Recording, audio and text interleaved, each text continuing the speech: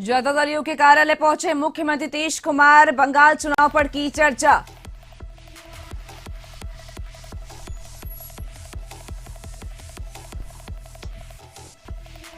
स्थापना दिवस पर सदाकत आश्रम से निकाला गया तिरंगा मार्च। विधायक दल के नेता अजित शर्मा बोले, देश के युवाओं के लिए कांग्रेस ने किया काम, नीतीश को फिर से गठबंधन की सलाह। झारखंड में हेमंत सरकार की पहली वर्षगांठ की तैयारी। सीएम हेमंत सोरेन ने मोरहाबादी मैदान में तैयारियों को लिया जायजा, अधिकारियों को दिए दिशा निर्देश।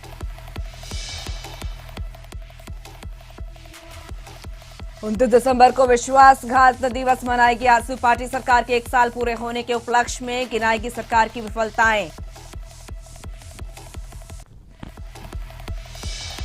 पूर्व केंद्रीय मंत्री अरुण जेटली की जयंती पर पटना में राजकीय समारोह। प्रतिमा पर किया गया माल्यार्पण। विधायक नितिन नवीन और डीएम रहे मौजूद।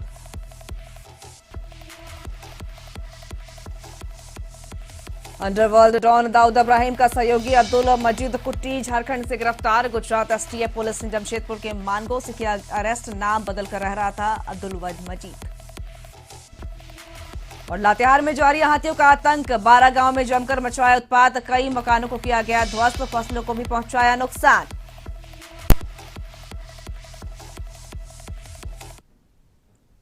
नमस्कार, कशिश न्यूज में आपका स्वागत है। मैं हूं आपके साथ साहिबा सिंह। खबरों की करेंगे शुरुआत। बुलेटिन की शुरुआत करेंगे बड़ी खबर से, जहां पर दुमका से बड़ी खबर आ रही है। पुलिस को बड़ी सफलता हाथ लगी है। आपको बता दें कि सबसे बड़ा हथियार का जखीरा बरामद किया गया है और नक्सलियों को पुलिस ने गिरफ्तार किया।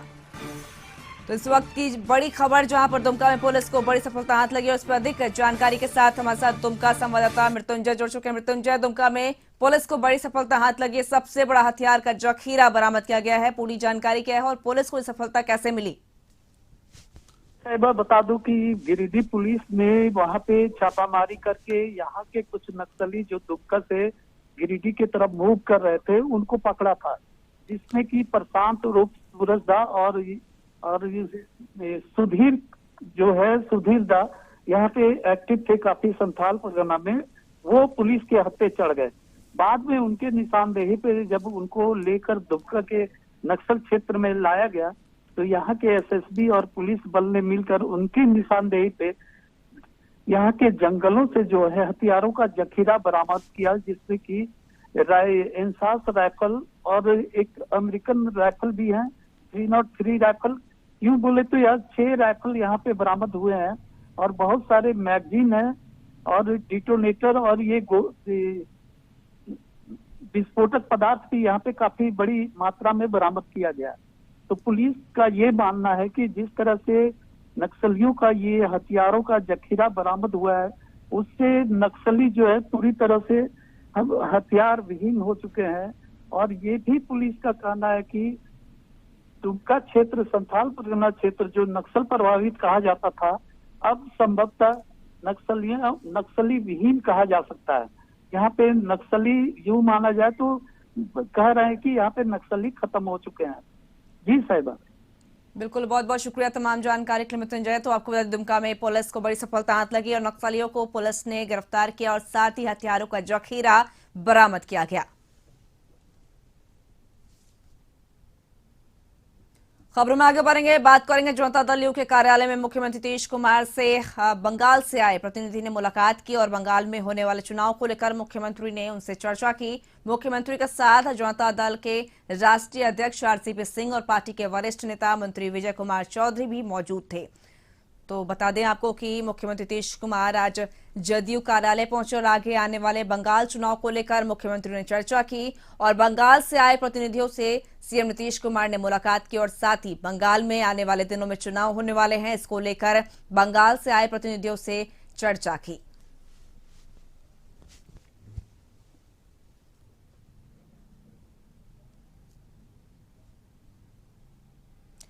खबर पटना से, जहां पर कांग्रेस ने अपना 136वां स्थापना दिवस समारोह मनाया। राजधानी पटना में भी पार्टी के प्रदेश कार्यालय सदाकत आश्रम में कांग्रेस कार्यकर्ताओं ने धूमधाम से स्थापना दिवस मनाया।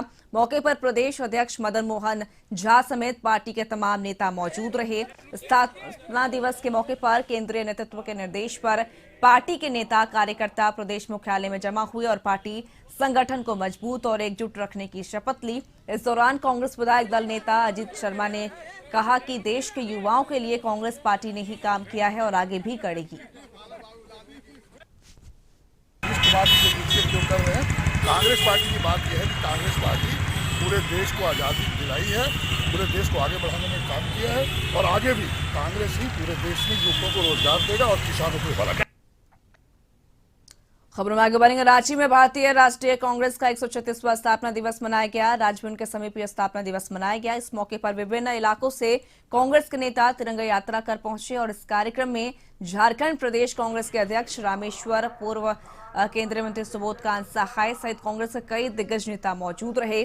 कार्यक्रम में सबसे पहले कांग्रेस नेताओं को और कार्यकर्ताओं को शॉल देकर सम्मानित किया गया। साथ ही बता दें कि टाना भगत को कंबल भी वितरण किया गया और इस मौके पर पूर्व केंद्रीय मंत्री सुबोधकांत सहाय ने कहा कि कांग्रेस ने देश को right to job, right to food, right to education दिया, जिससे आम आदमी पूरी तरह सक्षम हो सके। लेकिन वर्तमान सरकार के द्वारा आम लोगों का अधिकार छीना गया है और यह सरकार पूरी तरह तानाशाह है।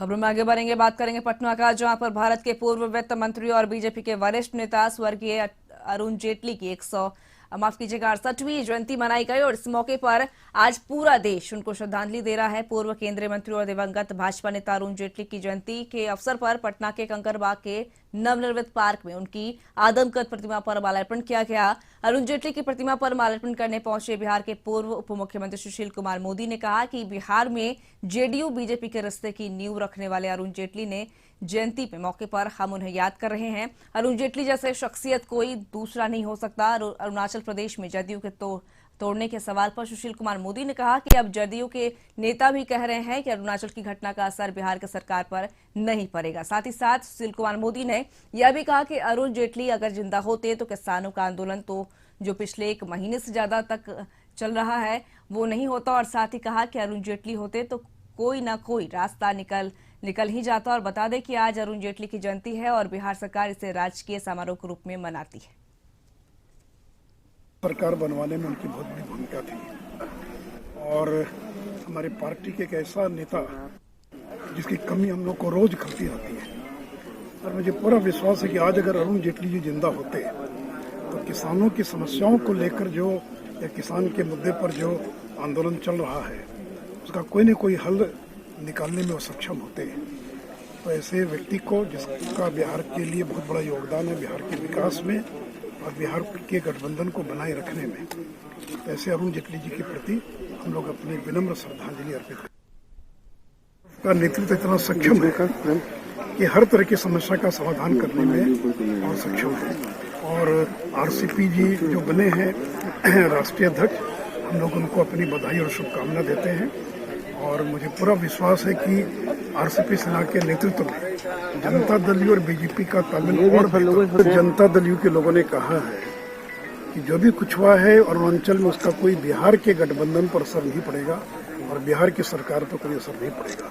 दूसरे राज्य का मामला हम लोग को पूरी जानकारी नहीं है, हम लोग को इस पर टीका टिप्पणी नहीं करना चाहिए। खबरों में आगे बढ़ेंगे। राज्य सरकार के 1 साल पूरे होने के उपलक्ष्य पर 29 दिसंबर को रांची के मोराबादी मैदान में कार्यक्रम का आयोजन किया गया। कार्यक्रम की तैयारी को लेकर जिला प्रशासन की तरफ से कार्यक्रम स्थल पर ब्रीफिंग की गई, जिससे पुलिस के जवान, जिले के अधिकारी शामिल हुए। कार्यक्रम 12:30 पर शुरू होगा और 2:30 पर खत्म हो जाएगा। 2 घंटे चलेगा ये कार्यक्रम और इस दौरान शिलान्यास और कई योजनाओं का उद्घाटन भी राज्य के मुख्यमंत्री हेमंत सोरेन के द्वारा किया जाएगा। कार्यक्रम में विभिन्न जिलों से भी जो लाभुक हैं और दर्शक हैं वो पहुंचेंगे।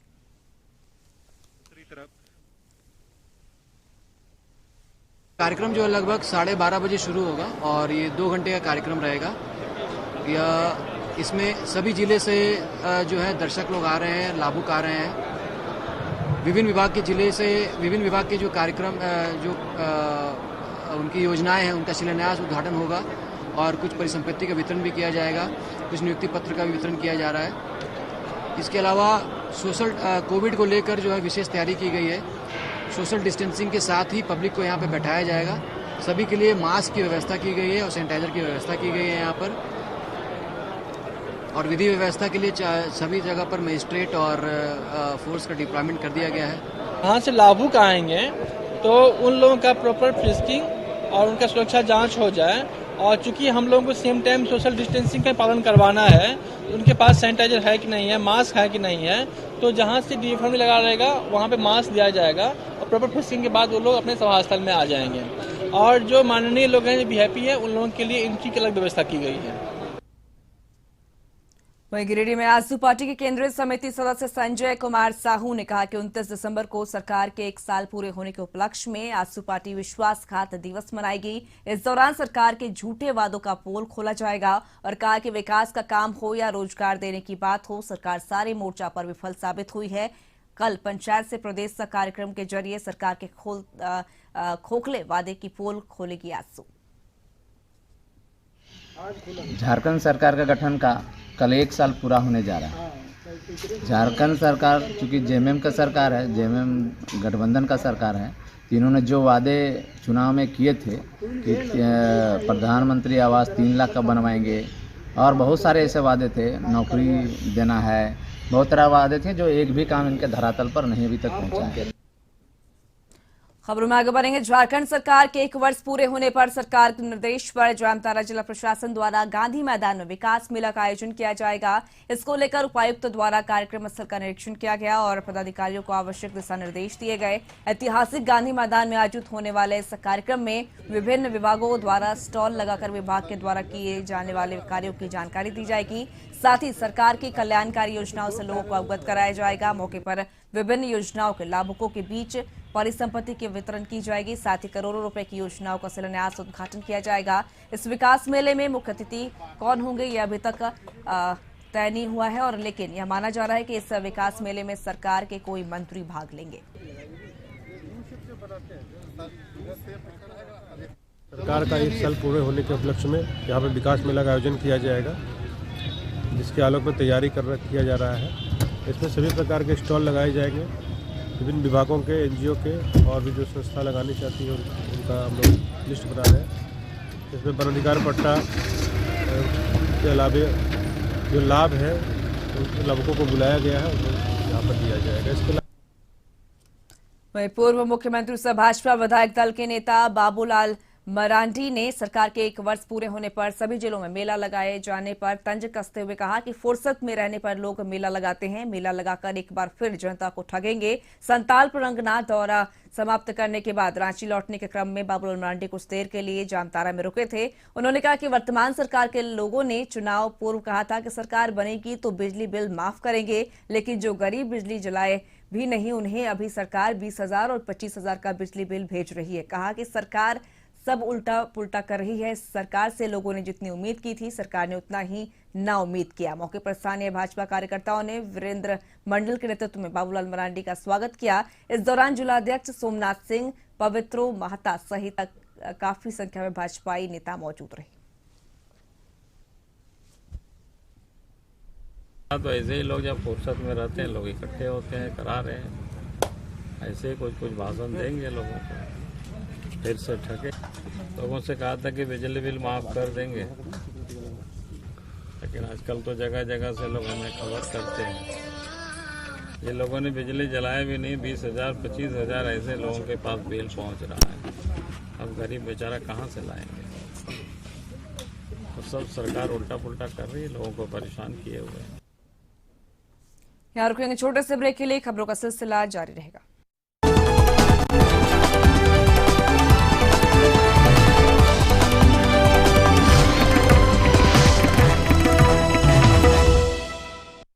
ब्रेक के बाद एक बार फिर से आपका स्वागत है। बढ़ने वाली खबर की बात करेंगे राजधानी पटना की। राजधानी पटना में चोर अब घरों के साथ साथ मंदिरों को भी अपना निशाना बनाने में जुट गए हैं और ताजा मामला पटना सिटी के आलमगंज थाना क्षेत्र के पश्चिम दरवाजा स्थित बिलवरगंज इलाके का है, जहां रात के सन्नाटे में चोरों ने मंदिर के गेट का ताला तोड़कर सैकड़ों वर्ष पुराने मंदिर में अष्टधातु से बनी भगवान शिव और पार्वती की लाखों रुपए की ऊपर की कीमती वाली मूर्ति को चोरी कर ली। वहीं मूर्ति चोरी की घटना से पूरे इलाके में सनसनी फैल गई है। आसपास से जुड़े लोग इस घटना को लेकर आक्रोशित हैं और आगजनी कर रोड जाम करके विरोध प्रदर्शन किया। और मूर्ति चोरी की सूचना मिलते ही आलमगंज थाना की पुलिस टीम घटनास्थल पर पहुंची और पूरे मामले की छानबीन में जुट गई।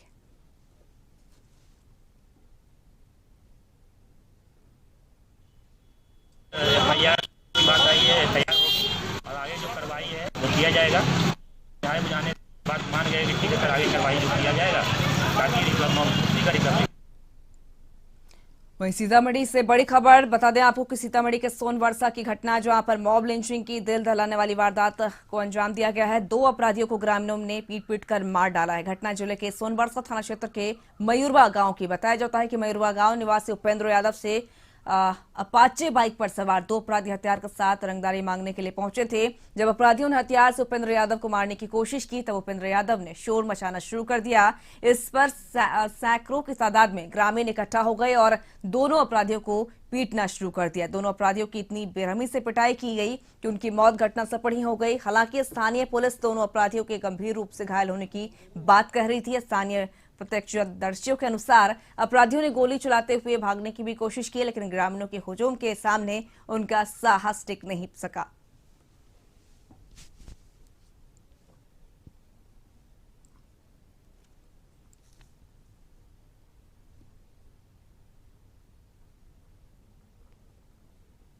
अगली खबर पटना से, जहां पर पटना में अगर आपका घर बंद है तो आपकी सारी संपत्ति चोर उड़ा ले जाएंगे, इसलिए आप अगर घर बंद करके जा रहे हैं तो थोड़ा सतर्क हो जाएं। आपको बता दें कि पटना से खबर, जहां पर पटना में चोरों का उत्पात जारी है और पटना के राजीव नगर के ज्योतिपुरम कॉलोनी में देर रात चोरों ने एक घर में लाखों की संपत्ति चोरी कर फरार हो गए। सूचना के बाद पुलिस मौके पर पहुंची है। मामले की छानबीन की जा रही है। पुलिस ने कॉलोनी के सीसीटीवी फुटेज को भी खंगाला है और जांच शुरू कर दी है। और वो पूरा सारे कमरों को 3 जो बेडरूम है उनका, उसमें जितने अलमीरा है या गोदरेज है या दूसरी चीज़ें हैं, सबको एक एक करके सारे चीज़ों को खंगाला। कई गहने उन्हें बाहर भी फेंके हुए निकले हुए हैं, जो उनको आर्टिफिशियल दिखाई पड़ा वो नहीं छुआ। तो ऐसा कागज़, पासबुक, जितने तरह के अलमीरा है सारा का, अलमीरा के भीतर का लॉकर है उसको भी तोड़ लिया है। और लगता है, प्रतीत हो रहा है कि लाखों का सामान सो यहाँ से गायब हुआ। खबरों में आगे बढ़ेंगे, बात करेंगे वैशाली की। वैशाली के मोबाइल दुकान में 5 लाख रुपए से ऊपर के मोबाइल सेट की चोरी हुई है। वहीं लगातार हो रही चोरी की घटनाओं से लोगों में काफी आक्रोश है। बता दें कि बेदूपुर थाना क्षेत्र में लगातार हो रही चोरी की घटनाओं से परेशान होकर लोगों ने हाजीपुर महनार हाईवे बाजार को जाम कर दिया। वहीं घटनास्थल पर पहुंचे पुलिसकर्मियों से लोग सुरक्षा की मांग कर रहे हैं।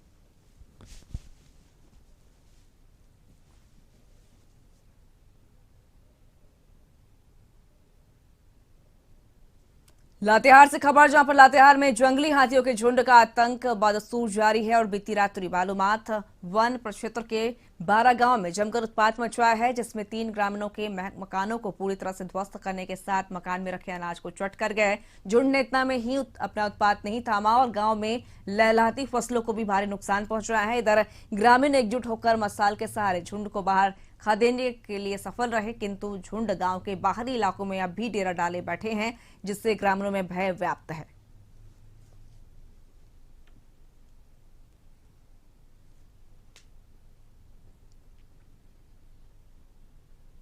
वही खबर कटिहार से, कटिहार में 20 सड़क पर भिड़े पापा की पड़ियां, वीडियो वायरल हुआ और नगर थाना क्षेत्र के दुर्गा स्थान चौक के पास इस घटना के बारे में बताया जा रहा है कि कोचिंग से निकलने के बाद किसी बात को लेकर लड़कियां आपस में ही भिड़ गई। हालांकि बाद में राहगीरों के पहल से किसी तरह लड़कियों को इस दंगल पर काबू पाया जा सका और फिलहाल लड़कियों के इस दंगल की चर्चा पूरे शहर में हो रही है।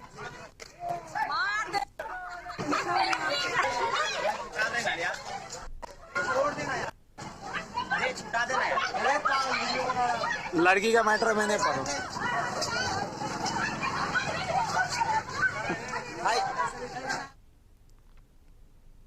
खबर समस्तीपुर से, समस्तीपुर में आपराधिक वारदात घटने का नाम नहीं ले रहा। ताजा मामला बता दें आपको कि अपराधियों ने एक पोल्ट्री फार्म के कारोबारी और किसान केदारनाथ झा को घर के बाहर बुलाकर गोलियों से भून डाला। मामला सराय रंजन थाना क्षेत्र के भोजपुर गांव का है। घटना की सूचना मिलने के बाद पुलिस मामले की जांच में जुट गई है। घटना के संदर्भ में बताया जाता है कि मृतक अपनी मां के साथ खाना खाकर घर पर आपस में बातचीत कर रहे थे। इसी दौरान बाइक सवार 6 की संख्या में अपराधी आए, जिनमें से एक ने उन्हें आवाज देकर बाहर बुलाया, फिर ताबड़तोड़ फायरिंग शुरू कर दी।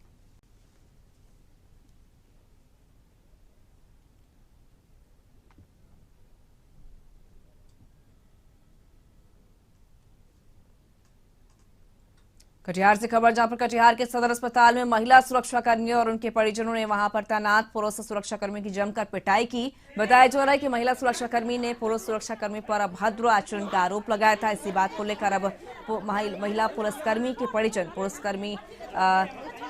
सुरक्षाकर्मी से पूछने आए तो वो गाली गलौज करने लगा, जिससे आक्रोशित होकर उन लोगों ने उनकी जमकर पिटाई कर दी। और वहीं महिला सुरक्षाकर्मियों के परिजनों ने इस मामले को लेकर सिविल सर्जन और डीएम को कंप्लेन करने की बात भी कही।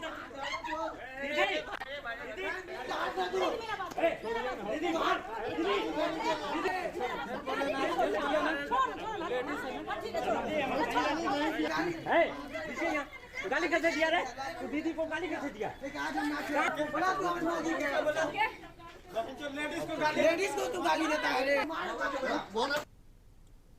खबर हाजीपुर से, हाजीपुर इंडस्ट्रियल एरिया स्थित एक थर्मोकोल फैक्ट्री में अचानक भीषण आग लग गई। आग इतनी तेज थी कि देखते देखते पूरा एरिया खाली हो गया। आसपास से मौजूद अन्य फैक्ट्री के कर्मचारी भी अपने अपने फैक्ट्री से बाहर निकल गए। बता दें कि सूचना के बाद दमकल की 3 गाड़ियां आग बुझाने के लिए पहुंची। हालांकि इस अग्निकांड में कितने का नुकसान हुआ और आग लगने का वजह क्या है, यह अभी तक साफ नहीं हो पाया। करीब 1 घंटे के बाद आग पर काबू पा लिया गया।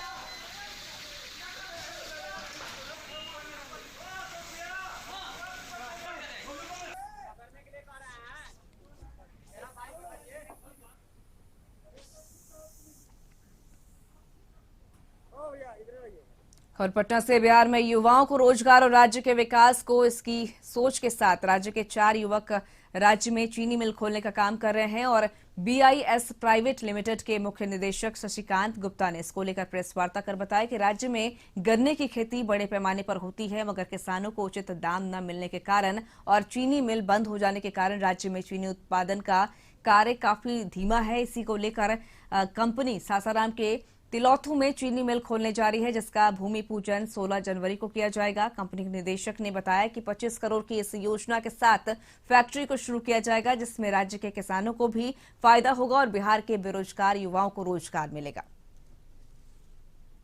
ऐसा क्यों होता है कि जो बिहार के लोग, यहाँ के युवा युवतियों या यहाँ के लोग बाहर जाते हैं? ऐसा क्यों नहीं होता कि हमारे बिहार में आखिर रोजगार क्यों नहीं लग सकता? क्या करने जा रहे हैं? इसी के लिए, इसी उद्देश्य, इसी से प्रेरणा मिला कि हमारे जो बंद पड़ा हुआ चीनी मिल है उस चीज को हम लोग फिर से आगे बढ़ाए। और उसी 16 जनवरी को हम लोग शिलान्यास कर रहे हैं। सासाराम के तिलौठी जगह है, वहीं पर अंडरवर्ल्ड डॉन दाऊद इब्राहिम का साथी अब्दुल मजीद कुट्टी को गुजरात के STF पुलिस ने गिरफ्तार कर लिया है। मजीद पिछले 24 सालों से फरार चल रहा था और जमशेदपुर के मानगो में कलाम नाम से अपना नाम बदल कर रह रहा था। गुप्त सूचना के आधार पर गुजरात के STF पुलिस जमशेदपुर पहुंची और मानगो सहारा सिटी से अब्दुल मजीद को गिरफ्तार कर लिया। अब्दुल मजीद की तलाश पुलिस को 1996 से थी। अब्दुल मजीद पर 106 पिस्टल, करीब 750 कारतूस, 4 किलो RDX सहित कई हथियार रखने का आरोप है। वही गिरफ्तारी के बाद अब्दुल मजीद को मानगो थाना लाया गया और उसके बाद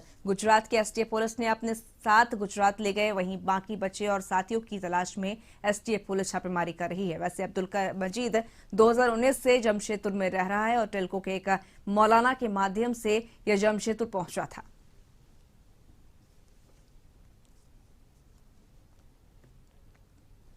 खबर पूर्णिया से, पूर्णिया एक तरफ जहां एक देश के एक मंडी की बात कही जा रही है तो दूसरी तरफ बिचौलिए PM के इस सपने को बट्टा लगा रहे हैं, जिसका असर सीमांचल में देखा जा सकता है। दरअसल पूरा मामला प्याज के व्यापार से जुड़ा हुआ है और सीमांचल के लोग प्याज की कीमत से परेशान नजर आ रहे हैं।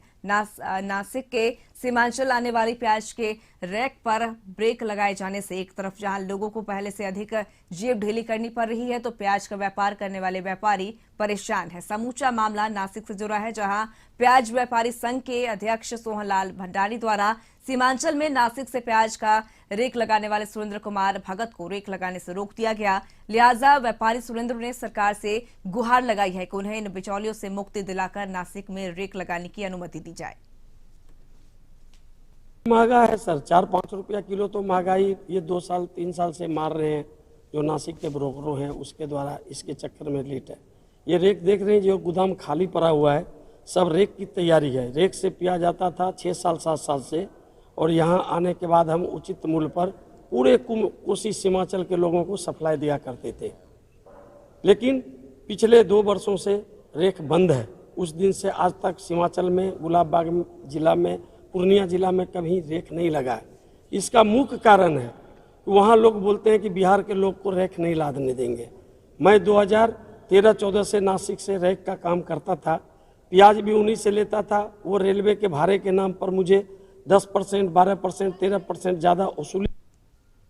खबर झारखंड के गढ़वा से। गढ़वा में एक आदिवासी युवक ने 12 वर्षों की कठिन परिश्रम के बाद कोरवा भाषा का शब्दकोश तैयार किया तो पीएम मोदी जी को इस युवक का कार्य भी भाग गया, तो उन्होंने भी अपने देशवासियों तक पहुंचा दिया। देश के पीएम कल मन की बात कर रहे थे, तो कल किसी ने भी नहीं सोचा था कि पीएम के मन की बात में गढ़वा की भी बात आ सकती है। और पीएम की मन की बात में गढ़वा की खबर भी सामने आई, जहां पर गढ़वा जिले के रंका क्षेत्र के आदिवासी इलाके सीजो गांव की बात, तो गढ़वा के लोगों में उत्साह भी बढ़ उठा। और वहीं हरिमन की जब इसकी जानकारी लगी तो खुशी का ठिकाना नहीं रहा। कशिश न्यूज जंगलों के बीच बसे हरिमन के गांव का जायजा लिया।